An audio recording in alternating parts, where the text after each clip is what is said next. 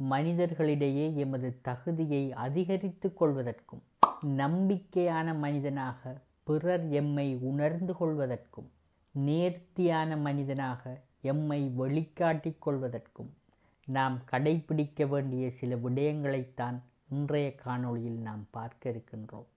முதலாவதாக, நீங்கள் உங்கள் மேல் எந்த அளவிற்கு நம்பிக்கை வைத்துள்ளீர்களோ அந்த அளவிற்குத்தான் பிறரும் உங்கள் மேல் நம்பிக்கை கொள்வார்கள். ஆகவே முதலில் உங்களது செயலில், உங்களது எண்ணத்தில் உறுதியான மனிதனாக மாறுங்கள்.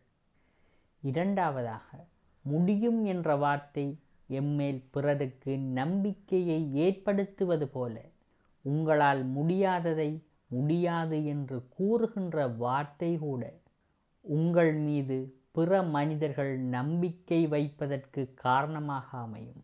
மூன்றாவதாக, ஒரு மனிதனை பகைக்க வேண்டிய சூழ்நிலைகள் ஏற்படுகின்ற போது அதற்குரிய காரணங்களையும் ஒளிவு மறைவின்றி அவர்களிடம் நேரிலே கூறிவிடுங்கள்.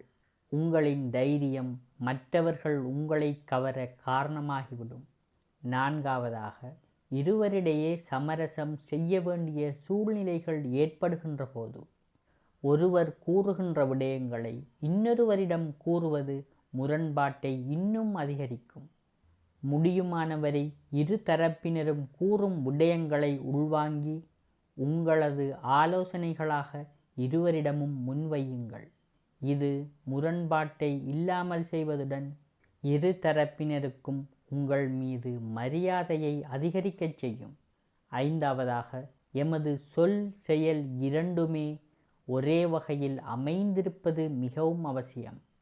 நாம் சொல்கின்ற விடயங்களோ அல்லது பிறருக்கு ஆலோசனைகளாக வழங்குகின்ற விடயங்களோ அது நாம் கடைபிடிக்கின்ற விடயங்களாக இருக்கின்ற போதுதான் எமது சொல் பெறுமதியானதாக மாறுவதுடன் அது எம்மேல் பிறருக்கு மரியாதையை ஏற்படுத்தும் ஒன்றாகவும் மாறும்.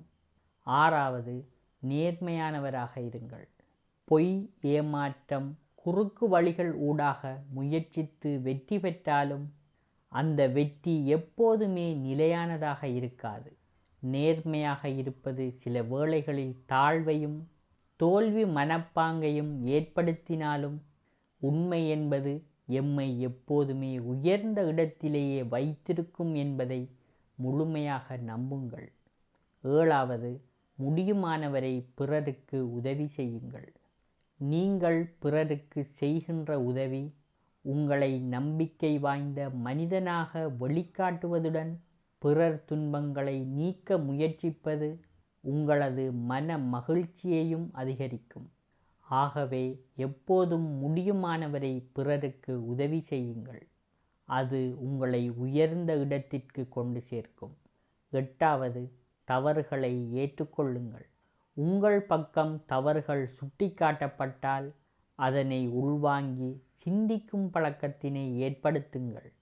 உயர்ந்த எண்ணம் கொண்ட மனிதர்கள்தான் தனது தவறுகளை உள்வாங்கி சிந்திக்கும் மனிதர்களாக இருப்பார்கள். இறுதியாக, பிறரிடம் நான் எப்போதுமே நல்ல பெயர் எடுக்க வேண்டும், பிறருக்கு நம்பிக்கையான மனிதனாக நான் இருக்க வேண்டும் என்பதை விடவும் உங்களுக்கு நீங்கள் நல்ல மனிதனாக, உங்களுக்கு நீங்கள் நம்பிக்கையான மனிதனாக இருங்கள். அது உங்கள் தகுதியை அதிகரிக்கும். உங்கள் மீது பிறருக்கு நம்பிக்கையை அதிகரிக்கும். பிறருக்கு உங்களை நல்ல மனிதனாக எப்போதுமே வெளிக்காட்டும்.